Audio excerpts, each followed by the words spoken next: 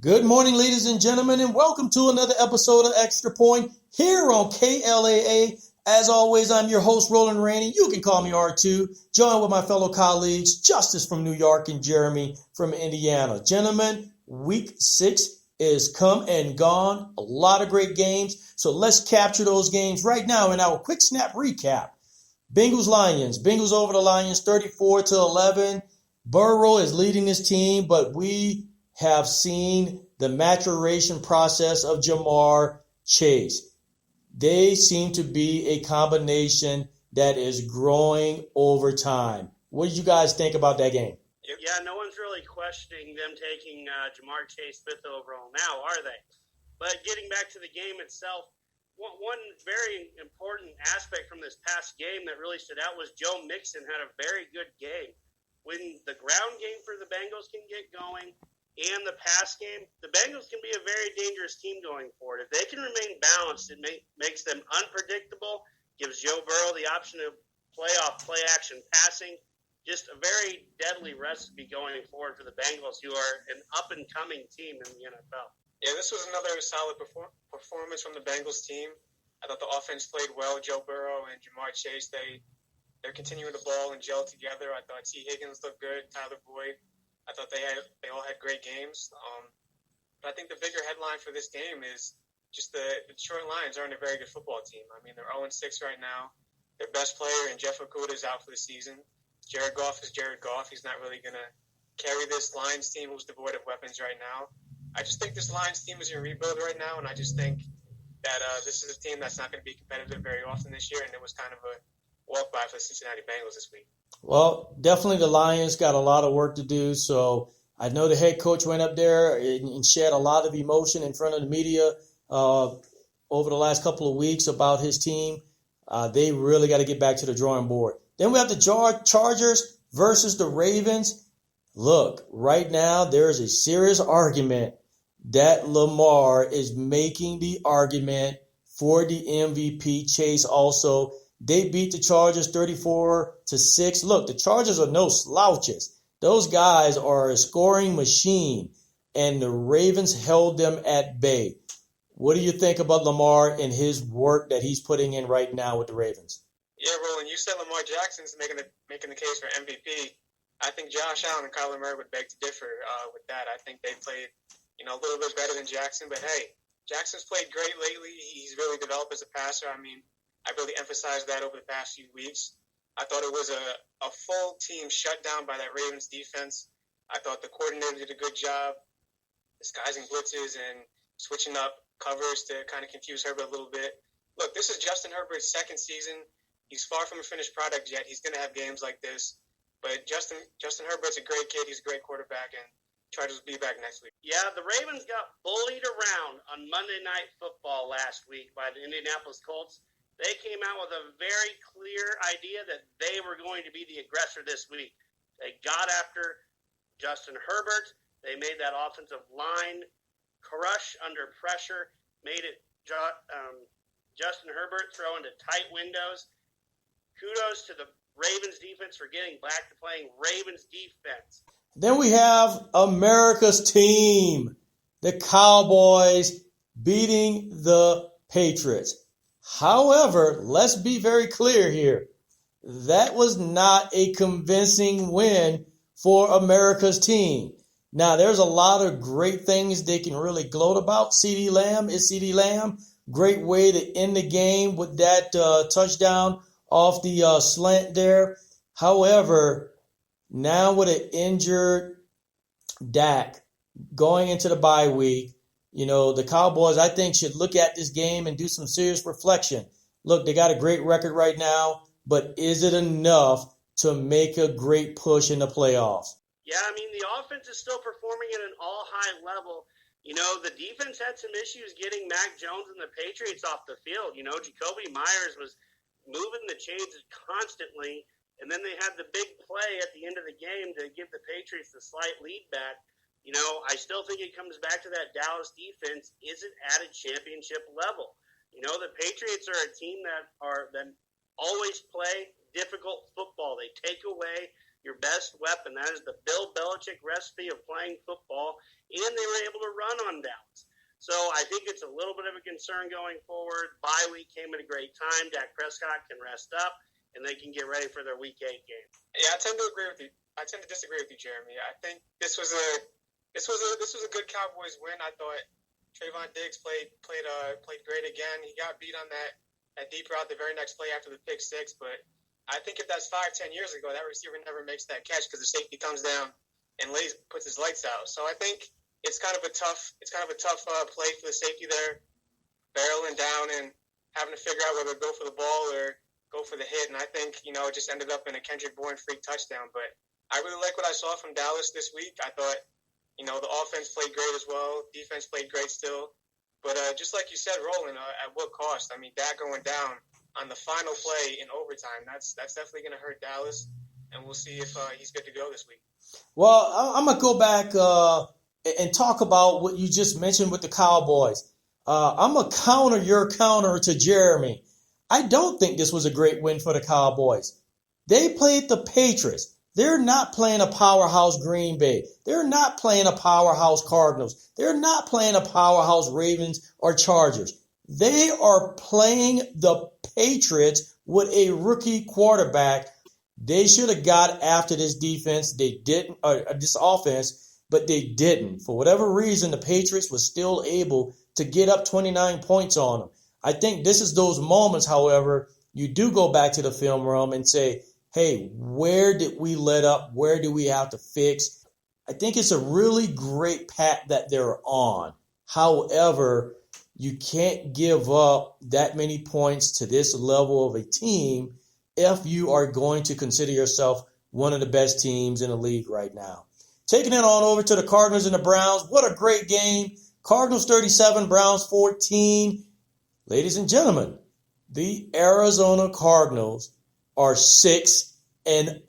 I don't think a lot of folks saw that, but I think a lot of folks did realize that there is a nice recipe brewing out there in Arizona. What's your guys' take on that game? Well, that offense is just unstoppable. We thought we were going to get a good, close game between Arizona and Cleveland, and that just wasn't a factor. Yes, I understand Cleveland was dealing with some injuries, but the Cardinals just weren't to be stopped at all. James Conner was able to find some room on the ground. Zach Ertz coming over in that trade from Philadelphia. This offense just has so many weapons. When you try to take one away, you leave DeAndre Hopkins wide open in the end zone late in the game. It's pick your poison with the Arizona Cardinals, and then their defense is playing extremely well right now. Isaiah Simmons is coming on really strong as a second-year pro and as a captain of that defense. So Cardinals are the real deal. They're presumptive Super Bowl favorite. They're 6-0 for the first time since the 1940s.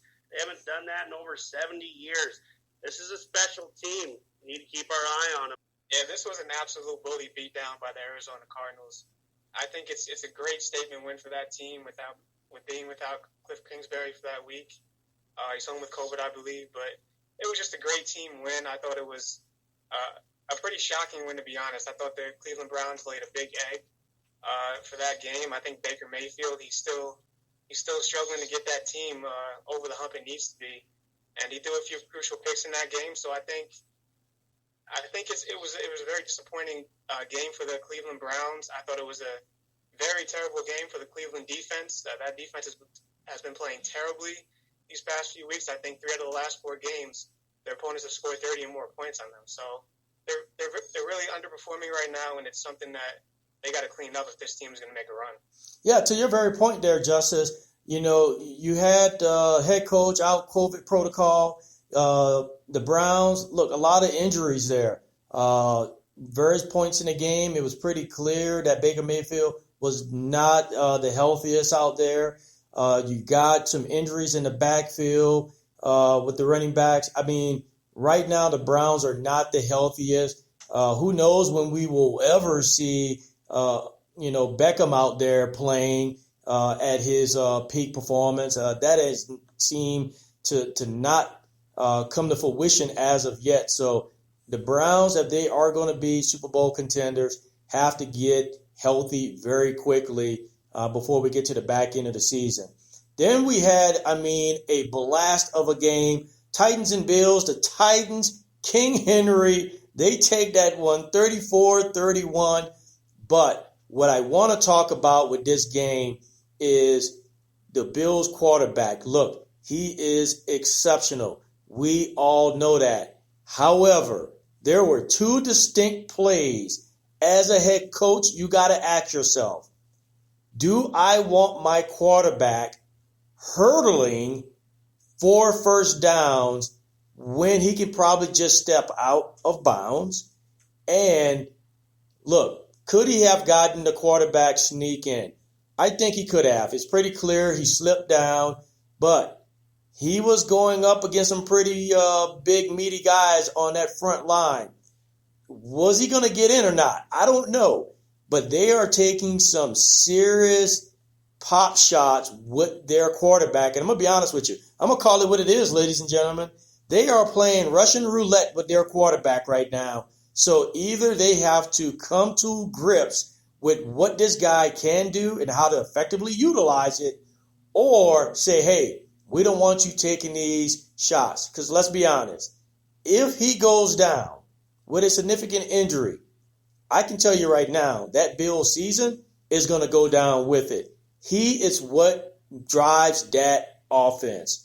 So I don't know, what's your guys' take about how they utilize him, even though they lost, how did they utilize him in this game? You mean you don't think backup Mitchell Trubisky can come in and lead them to the playoffs? How dare you? No. And that's why he's not in Chicago.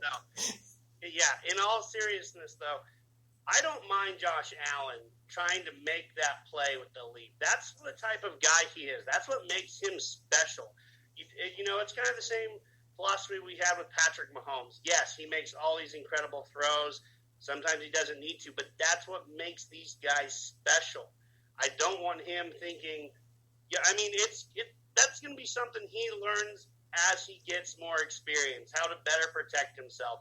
But, with the game on the line, I want my quarterback trying to make the plays that are going to win us the ball game. Now, I disagree with going for it on 4th down.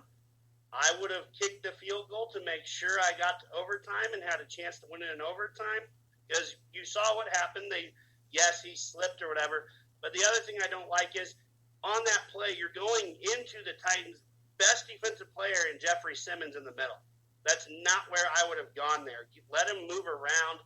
Let him get someone out of position to then make a play. Hindsight's 20/20. I didn't agree with the call to go for it, but I do want Josh Allen making those special plays. I don't want him thinking, I need to protect myself when I can go get a win. Yeah, I completely agree with you, Jeremy. I think this is who Josh Allen has always been. He's always been that 6'5", 230-pound quarterback who can make those type of plays and take those hits. That's what he was at Wyoming. That's why he was drafted to that system. So as far as that leap and reaching for that 4th and 1, I don't hate that play. I don't hate the effort. It's pretty much a double-edged sword. If he doesn't jump and, gets 1 yard short just by walking out of bounds, he gets criticized for that. But when he makes a leap trying to win the game for his team, he gets criticized for that too. So I think it's a little bit of a double-edged sword with that. I don't hate the effort. I think his body's built to absorb hits like that. But that 4th down call, I didn't agree with as well. I thought it was a poor call. It was pretty much they could see that coming a mile away. They were stacking up the middle. They could have mixed it up a little bit better, but I can't really fault McDermott for wanting to go for the win there. So I think it's just tough luck for the Bills, and they'll bounce back this week. Yeah, look, I hear you guys on Allen and his body size and what he can and what he can't absorb. I'm looking at this as a head coach with a team that truly has the capability to win a Super Bowl this year. And I don't think I rolled the dice with my franchise quarterback making those type of leaps. And like you mentioned, Justice, it is a double-edged sword, right? Hey, if he gets that 1st down, I think, people are cheering. His teammates are rallying around him. He doesn't get it. Yep, you're going to get criticized. But if he gets hurt, the entire front office is going to have to answer for it. Even on that last play going for the win, use his size. If that's what you want with him, fine. I would rather you take that size, get to the outside, and use it against a DB. Let's work with that. I would not want, to your guy's point, to try to utilize him to try to bust through a pretty stout defensive middle conglomerate of muscle there. I wouldn't want to do that. So I think the coaches definitely need to sit down, let him be who he is as a quarterback. But when it's all said and done, maybe institute some safe plays for him to understand when to take risk and when not to take risk on the field. Because at the end of the day, their season could go down in flames if he makes or takes the wrong risk. Last but not least, the Seattle Seahawks and the Steelers. Look, the Steelers pull that one off. However, the Seahawks have issues. This is the second game where they could have been placed in game-winning situation and Geno Smith could not deliver. In the previous game, he threw an interception. In this particular game here, fumbles the ball. It's pretty clear he's not going to be the answer. Russell is going to be out for several more weeks. What is the quarterback situation on this one here, guys? This is Geno Smith's job to lose. I mean, he's been with that team for 3 years. He's been behind Russell Wilson for 3 years. This is why they kept him around in Seattle, to be the backup to Wilson. I think we can all agree that Geno Smith is a pretty huge drop-off from a Russell Wilson, but, I mean, hey, this is the cards they've been dealt. I think, Wilson, he looks to be actually ahead of schedule for his rehab, so maybe in another 2 weeks he might be ready to come back. So I think it's just they got to grind it out with Geno. I thought Jamal Adams, he missed a prime opportunity to pick off a ball and change that game and possibly win the field goal with the field goal in regulation. So I think you can attack a lot of parts of that Seattle team that really contributed to this loss, but they just got to ride it out and wait for Russ to get back. Justice, you absolutely make my point here. There is a lot more wrong in Seattle than just the quarterback situation. Bobby Wagner is probably the only piece on that defense that deserves a winning grade because they get moved across the ball every single week. That defense has got to answer the bell more while Russell Wilson is not there. I actually thought Geno Smith played pretty well. He got blindsided by that T.J. Watt sack in overtime that forced that fumble. Overall, I thought he led a pretty good game. If anything, I thought Seattle should have run the ball more because they had the Pittsburgh Steelers on their heels. Pittsburgh's been down multiple defensive linemen the past few weeks. Keep running the ball. Alex Collins had over 100 yards. I know he left the game with some apparent injury, and it doesn't sound like he's going to be available this week for them. But that was the recipe that was winning the ball game for them. So I think Geno's actually played pretty well given the circumstance. And what more honestly can you ask from a backup quarterback in this league? There are not many teams that are built to win with backup quarterbacks. Geno Smith is a backup quarterback. He knows the offense. I feel like you said, Justice, ride Geno a few more weeks. Guarantee you Russell Wilson is itching to get back. He will do everything in his power to get back on that football field as soon as humanly possible. We're going to come back to this one because I want to discuss this quarterback situation a little bit more in depth. Ladies and gentlemen, that concludes our quick snap recap here on the Extra Point. Now, let's go back to the Seattle quarterback situation. So as I hear you guys, I definitely understand that this is Geno Smith's job to lose, but he's losing it. If I had to call him a guy on a job who is screwing up and he's on the verge of losing a job, he is definitely doing that. I get the fact that he's a backup quarterback. But at the end of the day, when the ball is in your hand and you want to make a name for yourself, you have to go and win games and make smart decisions. This is the second game where he has not made a smart decision. Yes, Watts come in with the strip fumble. I get it. But at the end of the day, he's trying to do something that he's not built to do. So this is where hopefully, same thing as a couple other teams, hopefully they go back to the drawing board, get in film study, help this guy out. Now, the reason why I bring up this quarterback situation, because it has been reported that when Russell went down, the Seahawks did reach out to Cam Newton, who is now vaccinated. Should they bring in Cam Newton? No. A resounding no. So you're telling me on the record here, on the extra point, that Cam Newton is not better than Geno Smith. Is that what I'm hearing out of Jeremy from Indiana?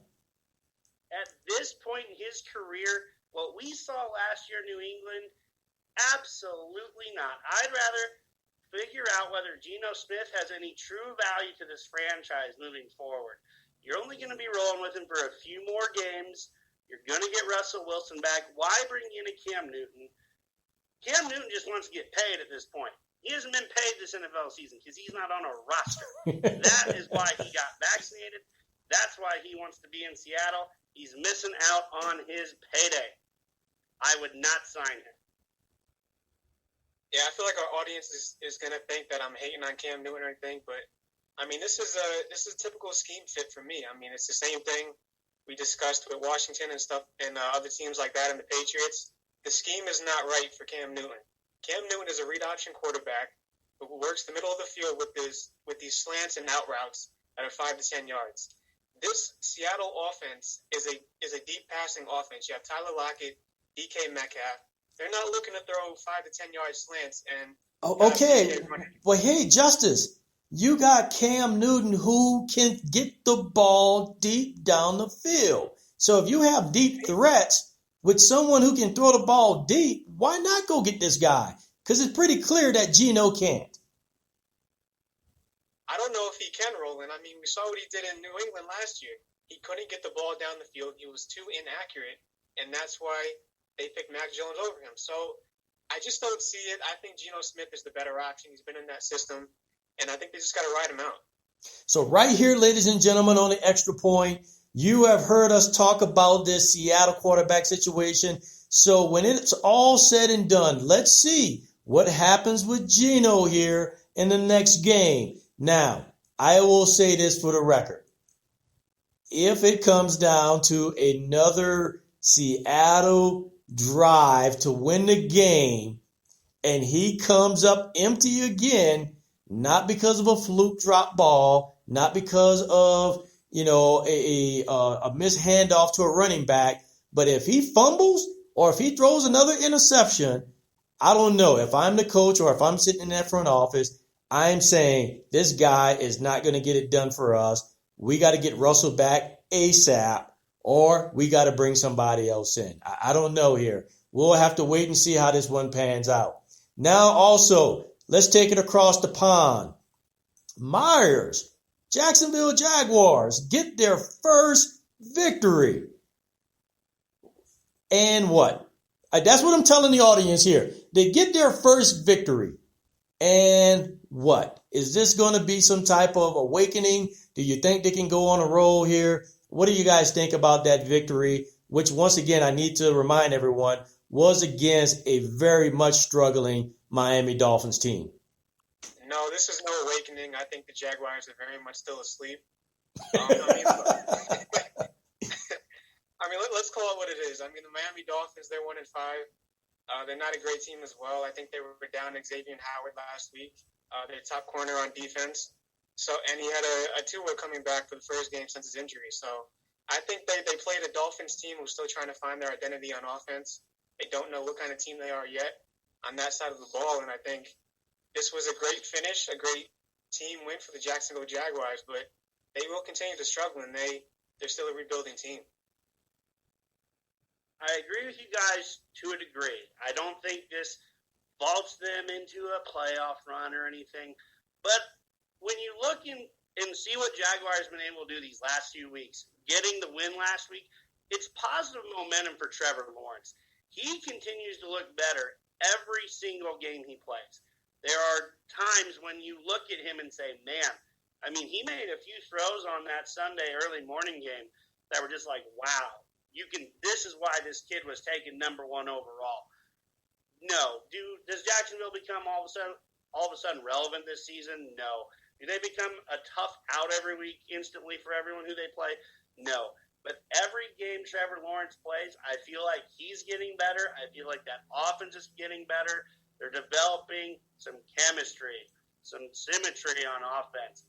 And then the defense has displayed some signs, too, with they're playing better defense. So does it mean anything this year? No. But I do think the momentum is a good thing for a young team with not a ton of talent there to keep going into this season.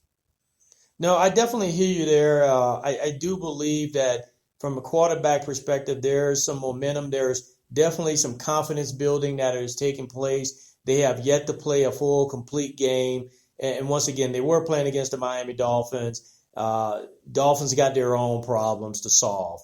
Ladies and gentlemen, you've been tuned into the Extra Point here on KLAA. Thanks for joining us this week. Once again, on behalf of my fellow colleagues, Justice from New York and Jeremy from Indiana, I'm your host, Roland Rainey, and we will see you here next week on The Extra Point.